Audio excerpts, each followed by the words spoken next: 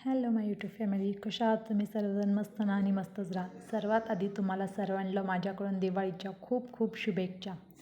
तर आज लक्ष्मीपूजनाची माझी तयारी अशा प्रकारे चालू आहे. सर्वांच्या इथं म्हणजे असं लक्ष्मीला साडी वगैरे नेसवत नाही, कलशस्थापना करूनच पूजा केली जाते. पण आमच्या इकडं कर्नाटकला अशी पद्धत आहे की दिवाळीला लक्ष्मी आईला साडी नेसवली जाते. मग त्याचप्रमाणे इतक्या वर्ष तर माझ्या सासूबाई करत होत्या, मग यावर्षी मी फर्स्ट टाईम करते आहे.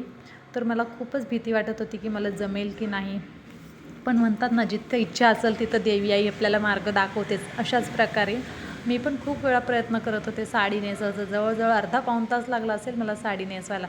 कधी मिऱ्या खाली होत होत्या, कधी वर, तर कधी वरचा पदर व्यवस्थित बसत नव्हता. खूप म्हणजे खूपच काय म्हणू शकतात ना तुम्ही, खूप मी ट्राय करत होते. पण लास्टला मी नेसवली साडी आणि तो फायनल लुक इतका सुंदर दिसत होता.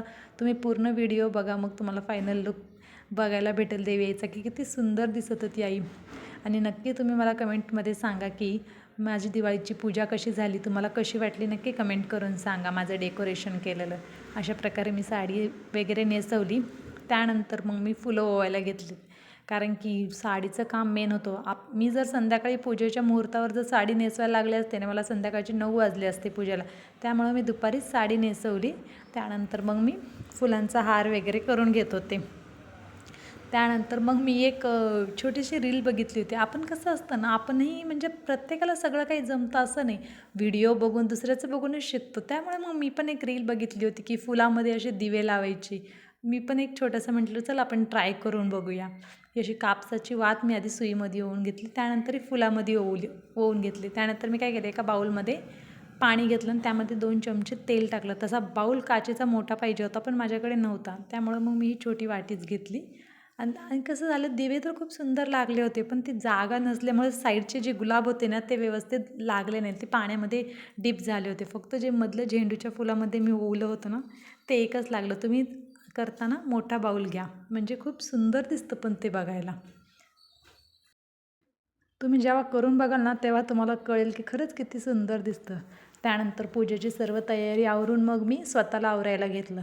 कारण की कसं असतं ना, लक्ष्मीपूजा आणि घरची लक्ष्मी जर तयार नाही झाली, गाऊनवर ड्रेसवर पूजा केलं तर ते अजिबात छान दिसणार नाही. आणि सण म्हटल्यावर आपला बायकांचा आवडता दिवस नटण्यासाठी. मग मी लक्ष्मी माताची मूर्ती घेतली आणि तुम्ही बघू शकता मूर्ती कशी साधारण होती. मग मी त्यालासुद्धा थोडासा मेकअप, तुम्ही म्हणू शकता मेकअपच म्हणू शकता, मस्त असं डेकोरेट केलं लक्ष्मी माताच्या मूर्तीला. बघा आता किती सुंदर बिफोर आणि आफ्टर बघू शकता, किती सुंदर दिसते. त्यानंतर मी आज लक्ष्मीपूजन, मग हळदीचं लेपन उंबऱ्यावर करणं तर खूप गरजेचं आहे. मग मी संध्याकाळी पूजेच्या आधी हळदीचं लेपन करून घेतलं. मग फायनली तुम्ही आता माझी पूजा बघू शकताय. किती सुंदर लक्ष्मी आईचं रूप दिसतंय बघा. मला जेवढं जमेल तेवढं मी फराळीचं बनवलं. जास्ती काही नाही, थोडेसे आयटम बनवले 3-4 घरात, बाकीचे 2-3 विकत आणले, कारण की सगळंच एकटीनं शक्य होत नाही ना. तुम्ही नक्की मला सांगा की माझी पूजा तुम्हाला कशी वाटली, कमेंट करून नक्की नक्की सांगा. बघू शकताय तुम्ही माझी पूजा. आणि सर्वांना आणखी एकदा शुभ दीपावली. हे बघा, पूर्ण पूजेची मांडणी अशा प्रकारे झाली होती. कशी वाटली तुम्हाला पूजा?